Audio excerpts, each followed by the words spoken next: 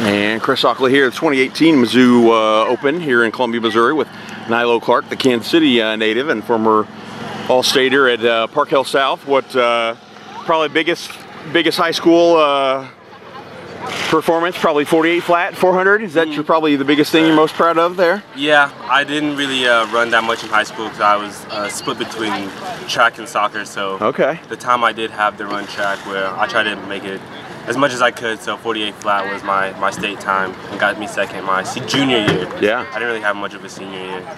And now you're, let's see, a sophomore here after transfer from SIUE. Yes, sir.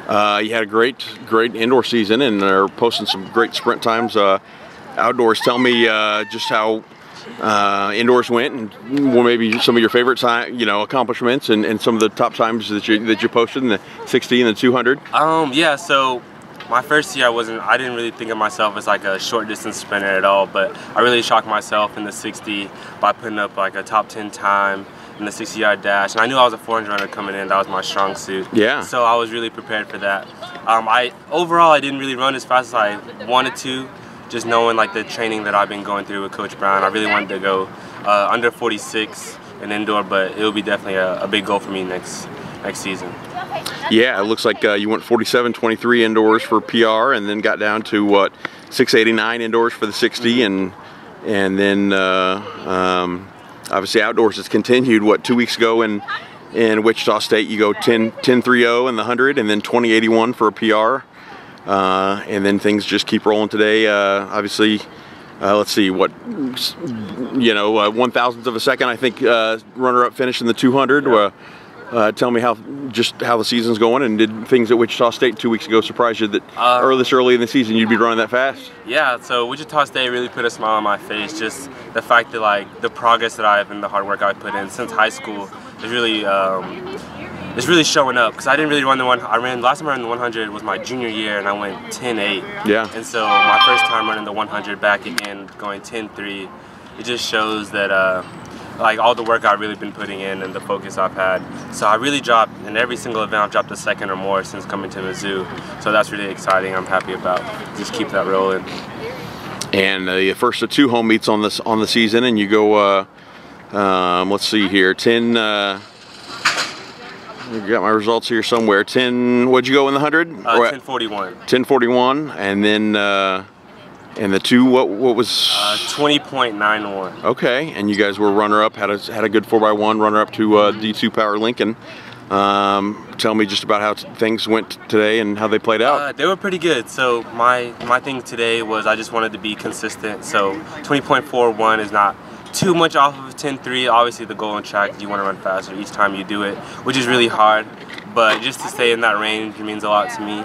So going 20.9 coming off of 20.81 and 10.4 coming off of 10.30, just letting me know that I'm in that range and I can compete with the rest of the guys in the SEC is really hopeful. And I'm waiting for my shot next week at the 400, so it makes that's more of my event, I would say. Sure. But makes do some damage there. And talk to me about, obviously competing for your first year in Columbia and competing for Natasha Kaiser-Brown, the former Mizzou All-American national champion, Olympic medalist, world championship medalist. What's it like working with her and transferring to the program here with Coach Halter and Coach Natasha and the whole staff here? I'm just really thankful that they brought me in, because coming out of transferring from my old school, I was really just looking for any school to give me a chance. I knew I had the capabilities to do everything I really set my mind to. I just needed a school to take me in, and I had a few, but Coach Brown really took me in, and I knew that everything I was saying, she really believed and bought into it, because I'm completely bought into the whole scheme that she created for me. So it's working out, and I enjoyed a lot here, and I wouldn't go anywhere else. Yeah, and talk to me about this this sprint group that's building here with you and Jason Ashford, and when Jamari Ward's not jumping a million miles on the horizontal jumps runway, running with you and the whole crew that you guys got built. And tell me about how excited you are about and thoughts on the future of the Mizzou Sprint program.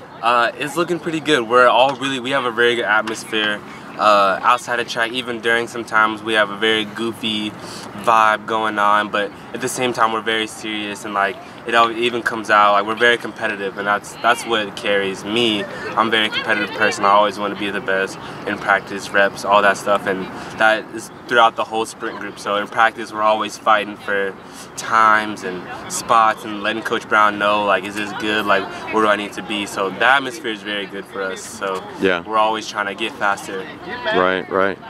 Well, it's been fun to watch you and Jason and some of the other guys and men and women progress throughout the season so far, and obviously there's still a lot to come.